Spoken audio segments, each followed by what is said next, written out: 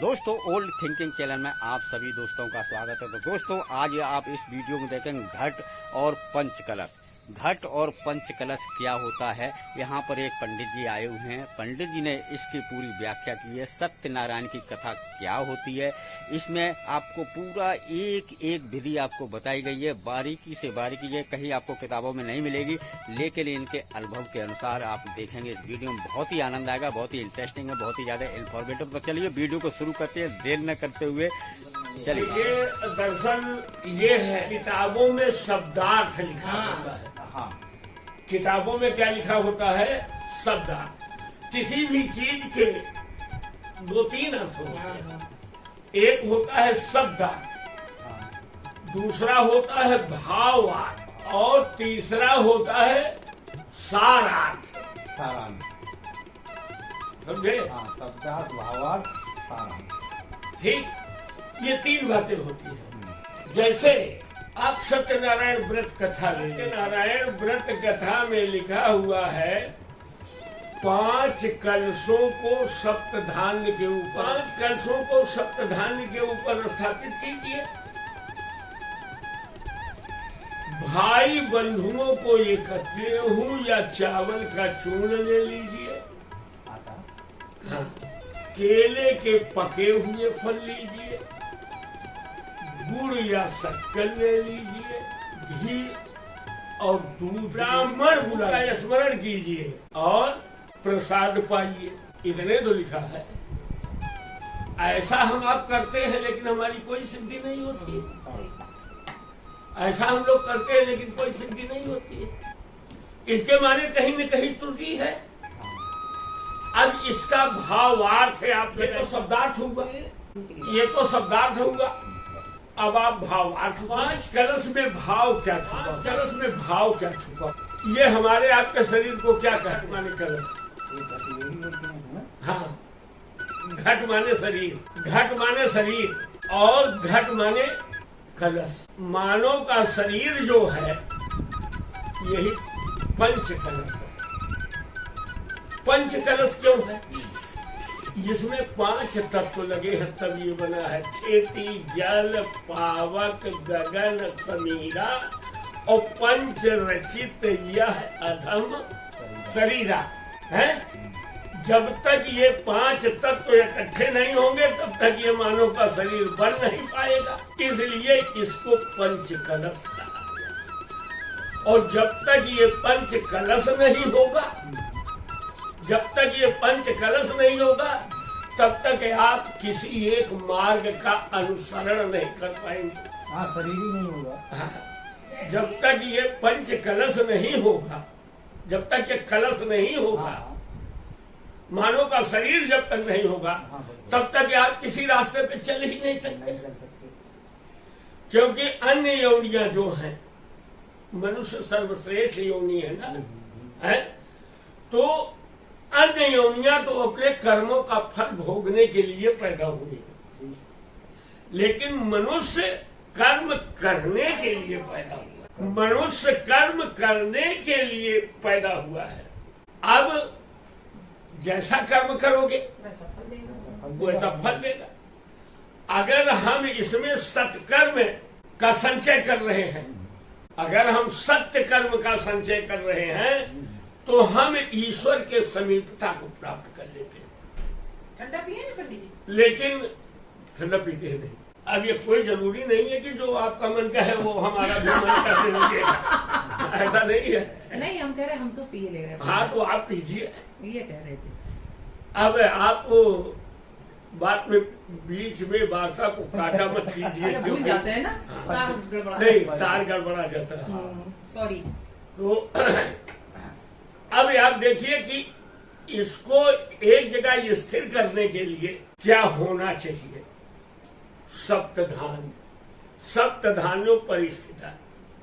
मतलब 7 तरह के धान्य माने अनाज। अब वो इस शरीर रूपी कलश की स्थापना में कौन से धान्य होने चाहिए भाई? कौन से अनाज होने चाहिए? कौन कौन से अनाज होने चाहिए? सप्तधान्यों पर स्थित है। कौन कौन से धान्य होने चाहिए? सबसे पहला सत्य, दूसरा दया, तीसरा परोपकार, चौथा आस्ते यानी चोरी न करने वाला, हाँ, चोरी न करने वाला, मन में ना आना चाहिए। हाँ, अपरिग्रह बेईमानी न करने वाला, अच्छा। समझे? हाँ 5 हुए, क्षमा हाँ। और धैर्य। क्षमा और धैर्य, ये सब रजनी के अंदर है। ये 7 गुण जब तक नहीं होंगे तब तक ये आपका कलश तैयार शोभायमान नहीं है। अब इतनी गहरी बात हर पंडित नहीं बताता है ना। नहीं। वो तो ये कहते हैं सब तो दान ले आओ, और गुण तो बता नहीं रहा किस चीज को बोलते हैं। हाँ समझे? अब आप देखिए, कहा है गेहूं या चावल का चूर्ण लीजिए। गेहूं या चावल का चूर्ण क्यों ले? चना का चूर्ण क्यों नहीं लेना? हाँ। सही है। वो मीठा भी बना लीजिए, नमकीन भी बना लीजिए, सत्तू भी बना कुछ भी लीजिए, बना लो। कुछ भी बना लीजिए, उससे सब्जी भी बना लीजिए, भून करके भी खा लीजिए, कच्चे भी चबा लीजिए, हाँ। उबाल करके भी चबा लीजिए, हाँ कैसे भी कर सकते हैं। सबसे श्रेष्ठ है। तो लेकिन चना नहीं इसमें बताया गया। गेहूं या चावल का हाँ, चूर्ण, चावल ही का पूजा होती ज्यादातर। गेहूं या चावल का चूर्ण लीजिए। क्यों भाई? दिमाग से सोचिए, चावल या गेहूं का रंग क्या है? सफेद, और चने का पीला। चावल या गेहूं का रंग क्या है? दोनों पीस में व्हाइट हो जाता है, सफेद हो जाता है। तीसरे पे हो जाता है। हाँ वैसे तो बॉडी कलर का है गेहूं हाँ, का, गेहूं बोलते हैं। चावल का भी है वैसा ही। गेहूं का कलर लाल है। गेहूं लाल होता है। हाँ, अच्छा। वो गुलाबी रंग का नहीं होता। हाँ हाँ ब्राउन, हाँ, ब्राउन होता है। ये गुलाबी नहीं होता है। गेहूं पे लाल रंग की भू, और चावल आप ऐसे धुल, ऊपर का छिकला निकाल दीजिए तो अंदर में लाल रंग की भूसी हाँ निकलती है। निकलता होता है, उस पर लाल लाल दाने होते हैं उस पर। लाल लाल दाने होते हैं ना। हाँ होते हैं। अब आप इसका वर्णन सुन लीजिए। ये मानव शरीर के अंदर 3 प्रकार के गुण होते हैं। पहला गुण है तमोगुण। पहला गुण तमोगुण है। दूसरा गुण रजोगुण है। तीसरा गुण सतोगुण है। तमोगुण का रंग काला है। अच्छा। अब एक चीज समझिएगा, हाँ तमोगुण का रंग काला है, रजोगुण का रंग लाल है, और सतोगुण का रंग सफेद है। एक एक चीज की विवेचना है, आप सुने। तमोगुण का भोजन मांस, मछली, दारू, अच्छा। समझे? काला है। लहसुन, प्याज, गाली गलौज, बदतमीजी, देश में आते हैं। समझे? ये तमोगुण का धर्म है। अच्छा वो भी जरूरी है। नहीं है, अब जरूरी क्या है या नहीं जरूरी है, अब आप देख लें। हाँ तमोगुण पतन का कारण होता है। ये कर। तमोगुण पतन का कारण होता है। ये गहराई में ले जाता है, नीचे उतारता है। रजोगुण का धर्म है विस्तार। विस्तार करना, ठीक। रजोगुण का धर्म विस्तार करना, जैसे जनसंख्या पैदा करना। जनसंख्या पैदा करना। हाँ ये रज और वीर से ही होता है। हाँ स्त्रियों में रज पाया जाता है, पुरुषों में वीर पाया जाता है। जब दोनों एक जगह होते हैं तो रजोगुण बोलते हैं। तो रजोगुण बोलते हैं, और उससे सृष्टि का विकास होता है। अब हमारा आपका विकास क्या है? तो हम पैदा हो गए, हमारा आपका विकास क्या है? जैसे अभी देवी जी ने बताया कि मेरी तमन्ना है बेटी बेटा सब पढ़ जाएं, अपने अपने धंधे से लग जाएं, शादी ब्याह हो जाए, और बाकी मुझे कुछ करना नहीं। ये विस्तार का गुण है कि नहीं? विस्तार करना। ये मकान बना है, इस पे ये पेंट हो जाए, और ये चित्रकारी हो जाए, पंखा हो तो कूलर हो तो एसी हो तो बीसी हो तो डीसी हो, है? हाँ ये विस्तार। ये विस्तार है। ऐसा गुण जिसमें पाया जाता है वो रजोगुण। तमोगुण क्या है? मेरा कौन सा गुण है? मतलब मेरे विचारों के हिसाब से बता दो ना। अभी हम बता देंगे, सब बताएंगे। पहले जो चैप्टर चल रहा है इसका क्लियर होने हाँ, दीजिए। कर लो। अब आगे सतोगुण आता है। सतोगुण का सात्विक आहार, सात्विक वार्ता, सात्विक रहन, सात्विक सहन। गर्मी है तो ठीक है, बरसात है तो ठीक है, जाड़ा है तो ठीक है? यानी बिल्कुल विचार सात्विक। भोजन किए हैं तो आनंद से हैं, और नहीं किए हैं तो आनंद से हैं। साग रोटी है तो आनंद से है। तो आनंद है, घी रोटी है तो आनंद। और घी रोटी है तो आनंद से है। सतोगुणी भोजन जो है वो दूध, दही, कंद, मूल, फल, हाँ, वस्त्र जो है स्वच्छ और पवित्र होना चाहिए, भले कहीं से फटा हो फटा हो, स्वच्छ और पवित्र होना सही है, चाहिए, साफ सुथरे होने चाहिए। साफ सुथरे होने चाहिए। फटा है ये तो अभी की गरीबी, हाँ, हाँ, ये तो चलता है। समझे? विचारों में सात्विकता होती है। तमो और रजोगुण में भोजन हो लेकिन थोड़ा चटपटा भी हो, थोड़ा इसमें सिरका डालो, थोड़ा खटाई डालो, थोड़ा यो इसका तड़का बखार दो, थोड़ा ये वाला अचार ले आओ, थोड़ा ये वाला अचार ले आओ, हाँ, चटनी भी लाओ। हाँ चटनी भी ले आओ। तो ये रजोगुण का धर्म विस्तार है। लेकिन तमोगुण का विस्तार है, जूठा हो तो खा ले, बासी हो तो खा ले, हाथ पांव बगैर धोए खा ले, है हाँ, कोई कुछ कह रहा है गाली गलौज कर दे, मार पीट कर दे, हाँ, है ये तमोगुण का धर्म है। चावल और गेहूं रजोगुण है। अब आप वहां आ जाइए, हाँ, चावल और गेहूं रजोगुण, रजोगुण और तमोगुण से आच्छादित, यानी जीव रजोगुण और तमोगुण से घिरा हुआ है, माया में लिपायमान है।